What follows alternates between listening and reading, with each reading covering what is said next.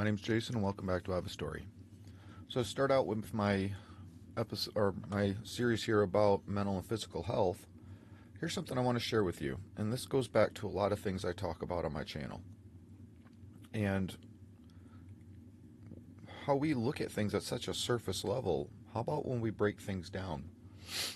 So, we look at what the CDC states is our leading causes of death. There's a couple things here that are very alarming to me. Number one and number two is heart disease and then cancer. Well, let's break those down. What causes heart disease and what causes cancer?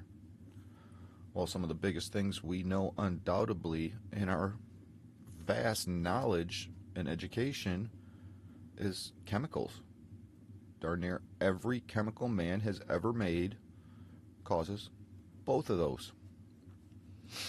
Why did smoking cigarettes become such a bad rap? Because it causes cancer. So it absolutely amazes me that with the absolute vast knowledge, technology, and everything we have educationally in our mental foundation, how could something that is totally preventable be not only number one and number two on the list of leading causes of death, but each one of those, each one triples number three? I mean, really stop and think about that aspect. That in itself is something, is it not? We're so smart, we care so much about life, and we care so much about health and all of it, but yet the whole rest of the list is completely blown away by the number one and number two causes of death. Wow. I'm really shocked on this one. Now let's break that down even more. So we know that chemicals cause heart disease and cancer. I mean, smoking cigarettes even causes heart disease, correct? And these are very simple tools to use for you to see. We know a cigarette is bad because it causes both of those. Put that in aspect with every other chemical you ingest in your body, put on your skin, and breathe. Do you understand why number one and number two are such huge numbers? Do you really understand that? So why, when we care so much and we're so smart, are those still such astronomical numbers and at the top of our charts?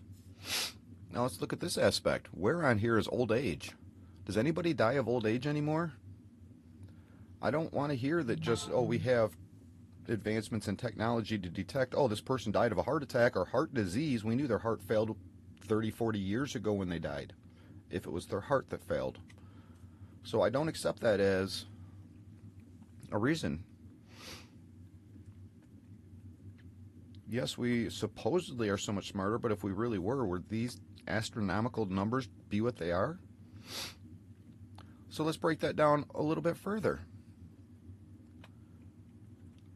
Why are our bodies so ingested with chemicals? Well, it's pretty easy. If I could get it's not so easy for me to get my arm up. I'm really having problems with my arms. But it's really easy. Why is this not on here as the leading cause of death? Because this right here is what has promoted number one and number two on that list. The dollar. More people have died in history over money and power than anything.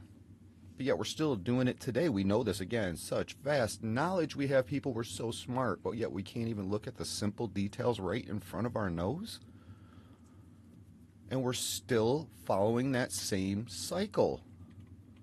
I don't know the answers as to how to make that stop, but I know that as the people, we can do anything we want. We just have to want to. We got to quit following that dollar and looking at how it makes us so glorified by all the garbage we have. Look how great I am because of this beautiful $80,000 car I have that will be junk in 5 years. Again, the ideology. This has caused, without a doubt, mental and physical impact throughout our entire country. We have been taught you need to eat Doritos, but yet I was just watching a video about how the chemical in Doritos they're finding makes skin turn transparent, organs turn transparent, and does some really nasty things to our body. But yet they're still on our shelf.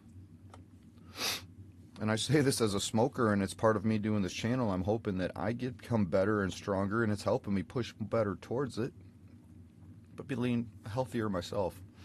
I eat very healthy. I smoke, and that's my downfall. I drink a lot of coffee. I'm not sure how bad that is, but I know it's better than the lifestyle I was drinking a lot of pop.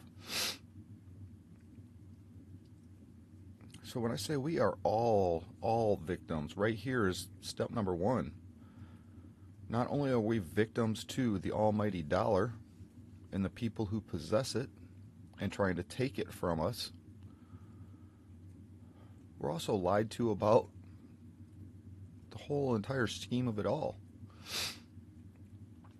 And it really hurts me because I was raising my children to live a happy, healthy life. Part of why I came to where I am, moved to where I'm at, started raising animals on a farm to produce healthy food for my family, and not this garbage, just absolute garbage that's being fed to us in the store.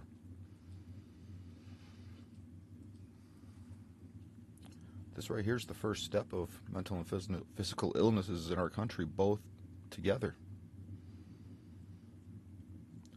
And the reason it still continues is because people continue buying it and consuming it. So there is a way to make it that all stop. Quit buying it and consuming it. They won't produce it anymore if there's no profit in it. That's what it's all about. The almighty dollar.